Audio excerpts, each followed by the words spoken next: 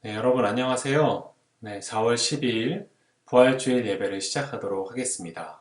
우리 먼저 주날 위에 버림받으심으로 찬양한 후에 이지혜 선생님께서 대표 기도 해주시겠습니다. 우리 먼저 찬양할게요. 주날 위에 버림받으심으로 찬양하도록 하겠습니다.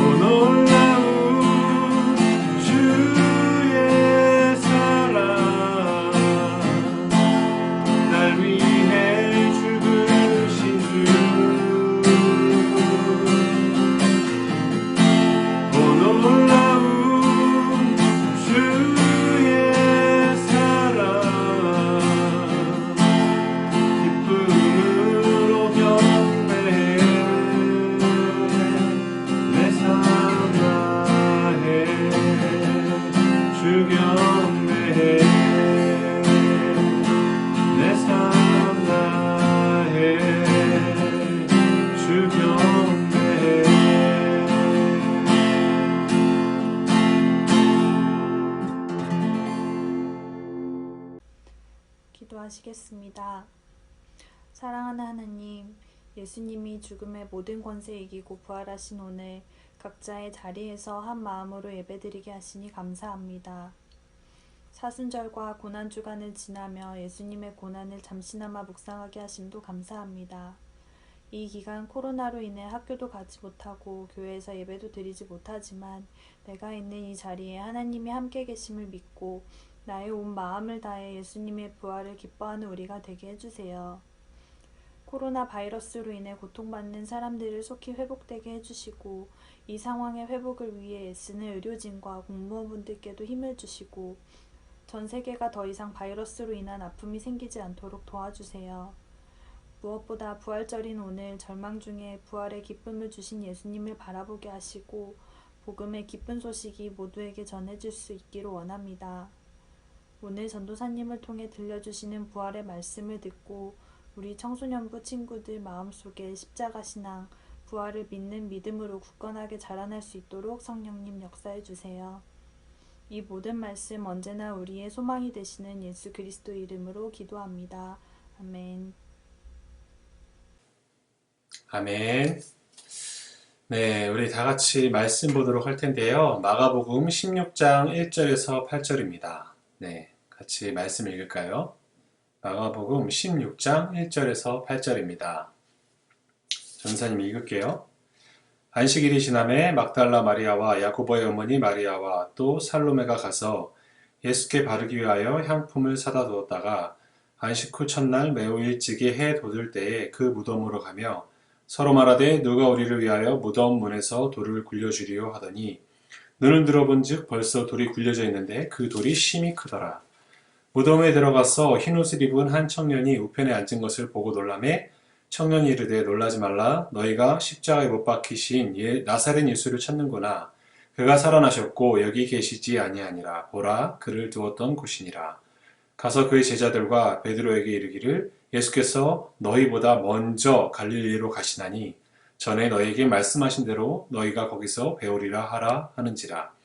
여자들이 몹시 놀라 떨며 나와 무덤에서 도망하고 무서워하여 아무에게 아무 말도 하지 못하더라. 아멘. 네, 아멘.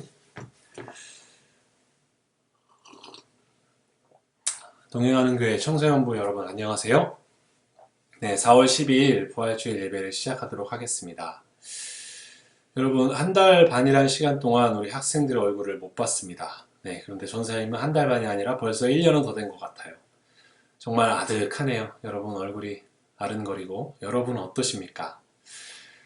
이렇게 매주 전사님이 동영상을 촬영할 때마다 우리가 주일에 모여서 함께 예배한 것이 얼마나 큰 축복인지, 얼마나 감사한 일인지 아주 크게 경험하고 있습니다. 하지만 제가 믿기로 하나님은 이 시간을 통해서 분명히 새로운 일을 행하실 것입니다. 인간의 눈과 하나님의 눈이 다르기 때문이에요. 우리는 전혀 하나님께서 일하고 계신 것 같지 않을 때 하나님은 여전히 신실하게 자신의 일을 행하고 계십니다. 아마 우리는 이 시간이 지난 후에는 하나님의 일을 보게 될 것 같아요. 오늘은 여러분 아주 특별한 주일입니다. 매주가 우리에게 특별한 주일이지만 이번 주일은 우리 예수님께서 십자가에서 우리를 위한 생명값, 전사님이 지난주에 대속물이라고 가르쳐줬죠. 그 대속물 값을 치르시고 사망과 어둠의 권세를 깨뜨리신 사건을 기념하는 부활주일입니다.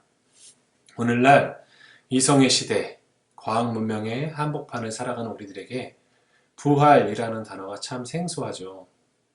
부활이라는 것은 판타지 소설이나 흡혈귀 영화에나 존재하는 현실에 존재하지 않는 일 정도로 우리는 여깁니다. 현대의 과학 문명과 이성을 가진 시대가 기독교 신앙을 싸잡아 격하는 이유는 바로 부활과 같은 이 땅의 언어가 아닌 하늘의 언어를 이해하지 못하기 때문이에요. 세상 사람들이 이해하지 못합니다. 그들이 가진 지식과 이성으로는 사람이 죽고 다시 살아난다는 것이 도무지 설명이 불가능하기 때문입니다. 그게 과학의 한계예요, 여러분. 그게 다윈의 진화론의 세계를 살아가는 우리들의 삶의 울타리와 환경입니다. 전사님은 그걸 부정하고 싶진 않아요. 그들의 세계관이기 때문이죠. 하지만 여러분, 반드시 기억해야 할 것이 있습니다. 여러분이 믿고 있는 기독교 신앙은 눈에 보이지 않는 영역에 대한 그 나라에 대한 신뢰와 믿음을 전제하고 있는 거예요. 그게 없다면 여러분 기독교 신앙이 유지될 수가 없습니다.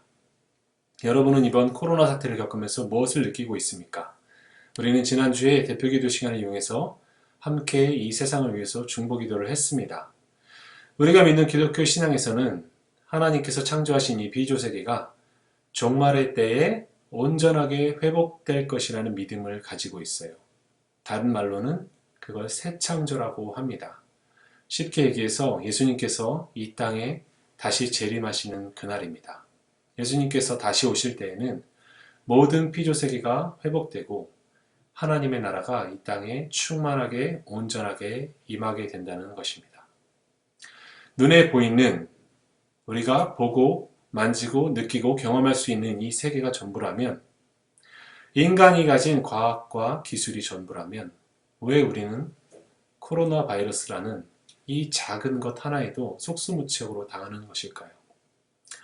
이런 일을 한 번씩 겪을 때마다 전사님이 느끼는 것은 인간은 역사의 주인공이 결코 될 수 없다는 것입니다. 여러분, 역사의 주인공은, 역사를 주관하시는 분은 하나님이십니다. 인간이 아무리 노벨상을 100개씩 줘도, 아무리 인공위성을 1000개씩 쏘아 올려도 인간이라는 존재는 아주 작은 바이러스 하나에도 꼼짝할 수 없는 그런 나약하고 연약하며 한계를 가진 유한한 존재라는 것입니다. 그래서 성경은 인간이 하나님의 피조물이라고 합니다. 하나님의 형상을 가진 피조물. 그런데 우리는 죄와 사망 때문에 하나님을 향하여 죽어 있었습니다. 하나님을 알래야 알 수 없는 상태에 있었죠. 그런데 이미 2000년 전에 예수님께서 우리의 이성과 우리 인간의 한계를 뛰어넘어 하나님과 우리가 다시 화해할 수 있는 길을 만들어 주셨습니다. 그리고 우리가 하나님을 향하여 살아난 새로운 피조물이라는 것을 확증해 주시기 위해서 홀로 부활하신 것이지요. 그래서 예수님의 부활은 우리가 하나님을 향하여 다시 살 수 있다는 것을, 새롭게 창조된다는 것을 전제하고 있습니다. 예수님 안에서 우리는 죄로부터 죽고 죽음과 사망의 권세로부터 자유롭게 풀려나서 이제는 온전하게 하나님을 향하여 살게 되었다는 것입니다. 그래서 우리에게는 이 세상의 법칙이나 이성, 과학 문명, 우리를 둘러싼 이 세상의 질서가 아닌 하나님 나라의 원리와 법칙으로 사는 눈이 생기게 되는 것이죠. 왜 우리가 용서를 해야 할까요? 세상은 나에게 피해를 준 사람을 저주하라고 합니다. 금전적으로 피해를 보았다면 배상을 위해서 소송하라고 합니다. 그러나 예수님은 너희가 용서를 받았으니 용서하는 자들로 살아가라고 말씀하십니다. 왜 우리가 하나님을 예배하며 살아가야 할까요? 세상 사람들의 마음속에는 자기 자신이 꽉 차 있습니다. 성경은 그걸 스스로 하나님처럼 되었다고 말을 합니다. 나의 욕망, 나의 꿈, 나의 비전, 나의 자랑을 위해서 모든 사람들이 자신만을 예배하며 살아갑니다. 그런데 우리는 세상과 전혀 다른 삶의 방식을 채택해요. 내 이름과 내 욕망이 아닌 하나님의 말씀을 쫓아 살아갑니다. 하나님의 말씀이 우리 생활의 유일한 판단 기준이고 우리 삶의 유일한 규범이 됩니다. 이렇게 하나님의 말씀을 쫓아 살아가는 사람이 바로 부활신앙을 가진 사람이에요. 예수님께서 말씀하셨습니다. 너희가 나를 따라오려거든 이 세상에서 자기를 부인당하면서 자기 십자가를 지고 따라올 것이다. 세상 사람들과 같이 똑같이 편하고 넓은 길은 망하는 길이라고 단언하십니다. 그래서 여러분, 부활신앙을 가진 우리가 이 세상을 살아갈 때 우리는 참 힘이 듭니다. 그게 당연한 일이에요. 2000년 전 로마 시대에서 기독교는 물리적 핍박 속에서 그 생명력을 유지했습니다. 중세시대에는 교회가 하나님의 말씀을 잃어버리고 스스로 타락해서 힘든 시간을 보냈어요. 오늘날은 돈과 이성이 하나님이 되어버린 시대에는 하나님의 말씀을 쫓아 산다는 것이 멸시와 천대를 받는 일이라는 것을 우리는 꼭 기억해야 합니다. 기독교 신앙을 가진 것은 세상에서 바보 취급을 받는 일이에요.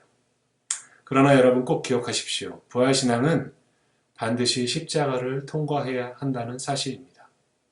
자기 십자가를 통과하지 않는 부활의 영광은 없습니다. 우리는 이미 예수님의 공로와 예수님의 십자가 사역으로 그리고 부활의 영광으로 하나님의 나라에 함께 참여하는 자들이 되었습니다. 그게 성경의 진술이에요. 오늘 부활절인데 여러분, 우리 학생들이 예수님의 부활은 나랑 무슨 상관이 있을까? 좀 생각해 보면 좋겠습니다. 묵상해 보면 좋겠어요. 신앙은 여러분 관념적이고 추상적인 것이 아니에요.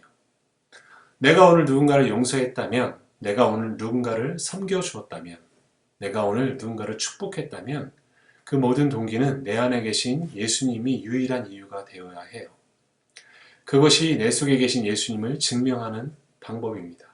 그런 경험이 없다면 예수님은 그저 우리가 부르는 찬양 속에 흘러가는 가사와 멜로디, 그 이상도 그 이하도 아니게 됩니다.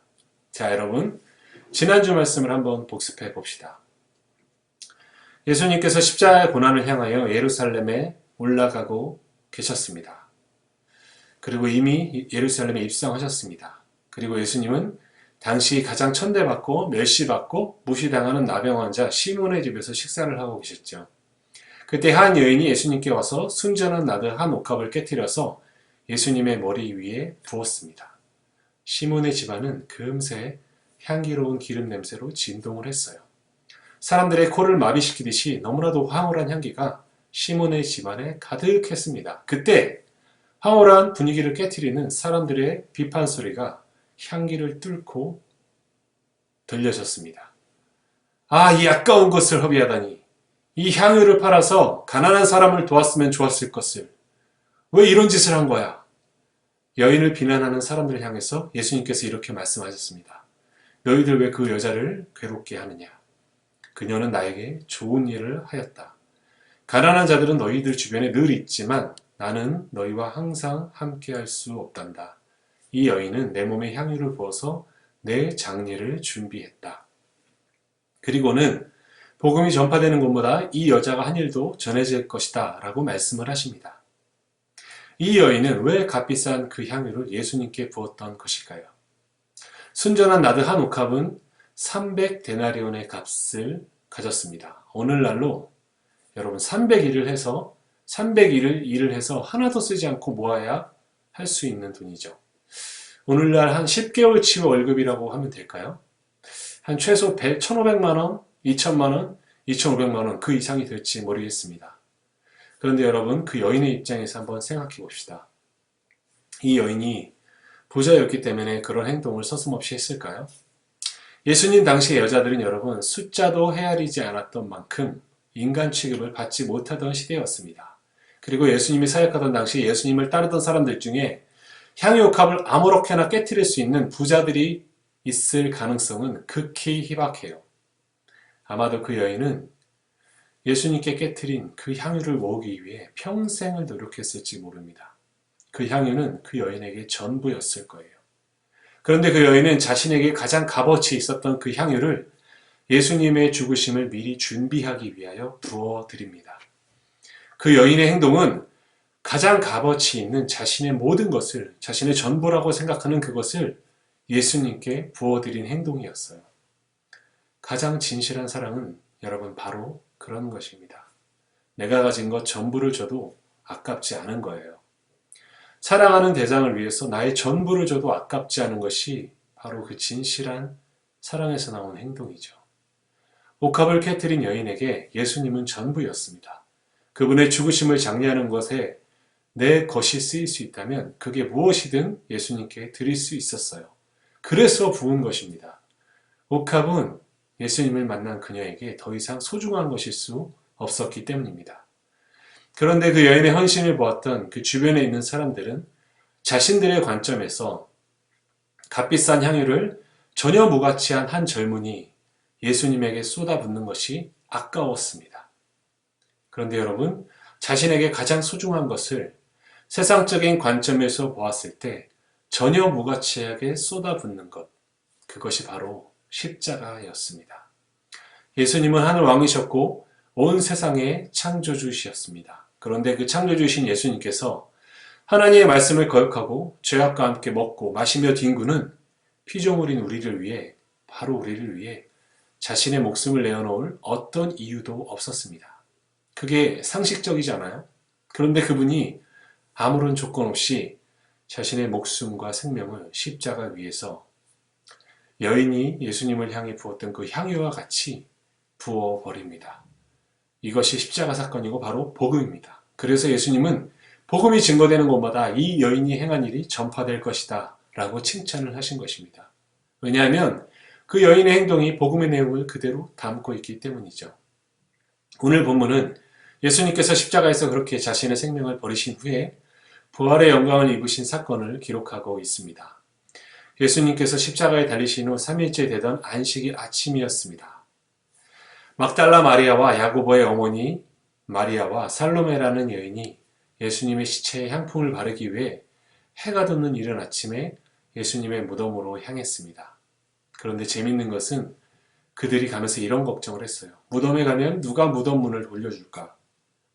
무덤을 지킨 로마 병사도 있지 않을까? 하면서 이런저런 걱정을 하게 된 것이죠. 우리나라의 장례 습관과 유대인의 장례 습관은 다른데요. 유대인들은 사람이 죽으면 작은 동물의 시체를 집어넣고 그 입구를 큰 돌로 막는 관습을 갖고 있었습니다. 당시 예수님의 무덤을 막았던 돌들의 크기를 추측해보면 직경이 적어도 150cm에서 180cm 정도 되었을 것이라고 학자들은 얘기합니다. 그 두께는 가지각색이었어요. 그래서 여자들의 힘으로는 도저히 그 돌문을 열거나 움직일 수 없는 크기였습니다. 그런데 그 여인들은 십자가를 지신 예수님께 자신들의 마지막 사랑과 존경을 표현하기 위해 이른 새벽에 예수님의 무덤을 찾았습니다.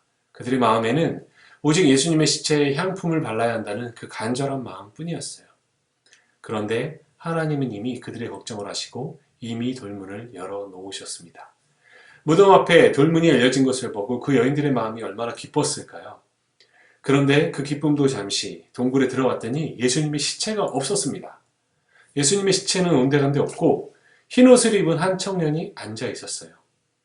그리고 이미 예수님께서 마가복음 14장 28절에서 하셨던 말씀을 다시 그 여인들에게 전해줍니다. 예수님이 먼저 갈릴리로 갈 것이고 제자들을 그곳에서 만날 것이다. 예수께서 너희보다 먼저 갈릴리로 가시나니. 그런데 여기서 사용된 헬라어 동사 프로하고는 단순히 예수님께서 제자들보다 먼저 시간과 공간을 앞서서 먼저 가신다는 것을 의미하지 않아요.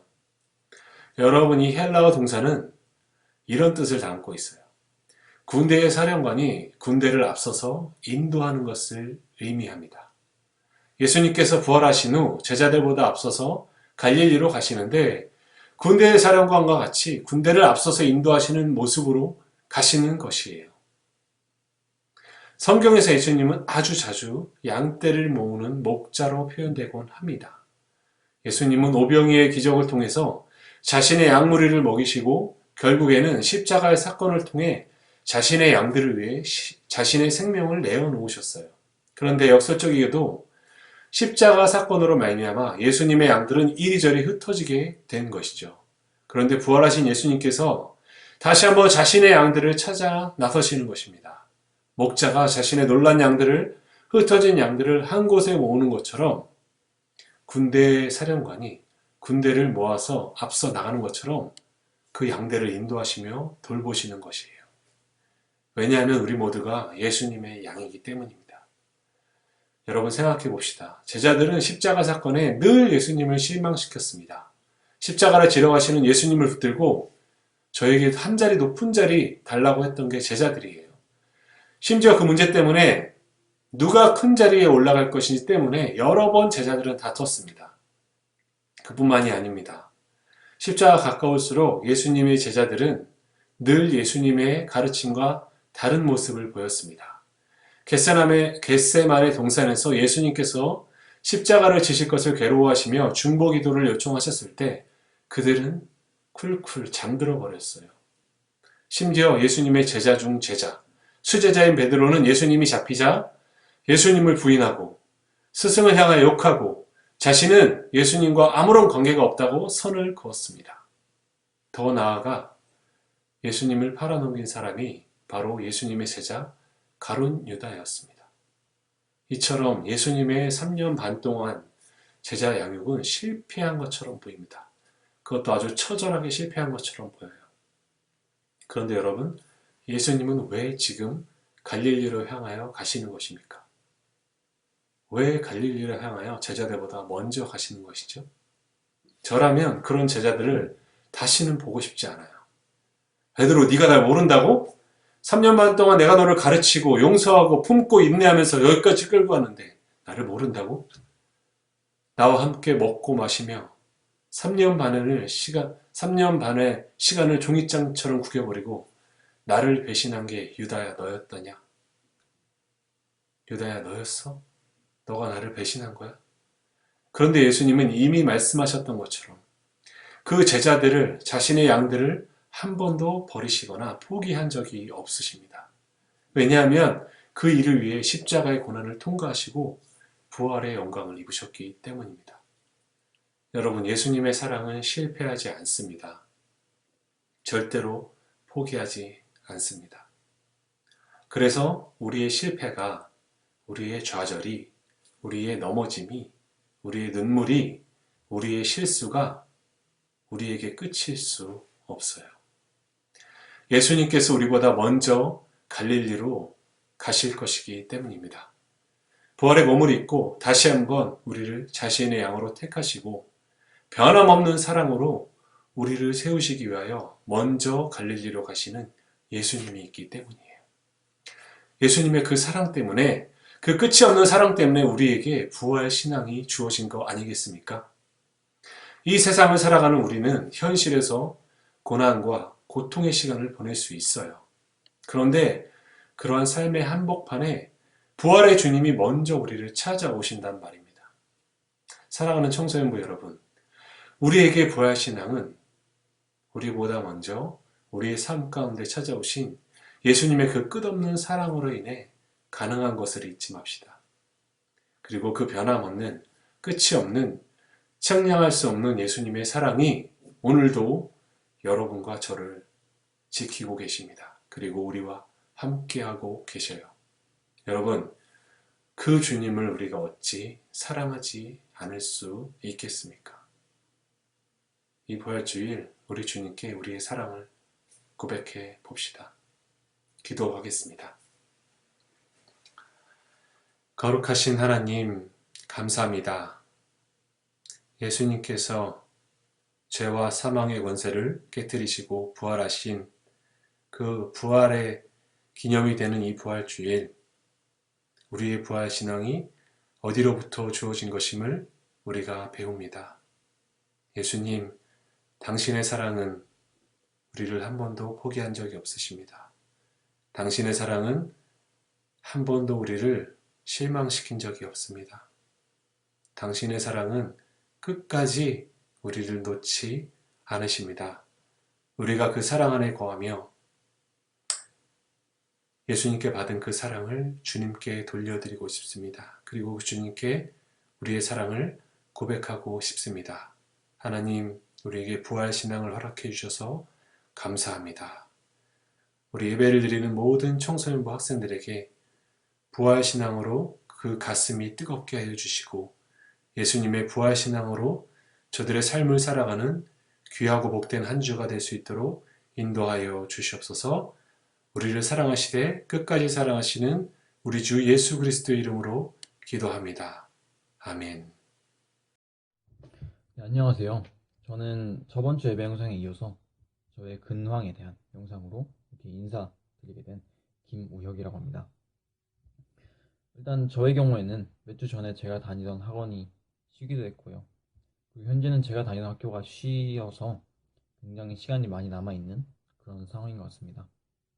그래서 저는 이렇게 시간이 많이 남아있는 상황에서 뭐 숙제도 하고 제 나름대로 게임도 하고 뭐 잠도 더 많이 자는 등 그런 식으로 제 일상을 보내고 있습니다. 뭐 아무래도 제가 평소 하던 것을 못하고 평소 가던 장소를 못 가고 뭐 평소 보던 친구들 못 보다 보니까 그런 것들이 많이 그리워지는데요. 특히 그 중에서도 제가 매주 가던 저희 교회 친구들, 교회 동생들, 교회 형 누나들 더 보고 싶어지는 것 같습니다. 그리고 저희의 그런 예배실을 이렇게 가로지르시면서 열심히 예배 드리시던 그런 모습들이라든지 예배 후에 이렇게 맛있는 것을 먹으면서 이야기를 나누는 그런 공과 시간들이 더 그리워지게 되는 시간인 것 같습니다. 그리고 저는 제 일상에 대한 동영상을 마지막으로 이 사태가 빨리 지나가서 각각의 일상이 빨리 회복되기를 저희 집에서 혼자서 간절히 기도하겠습니다.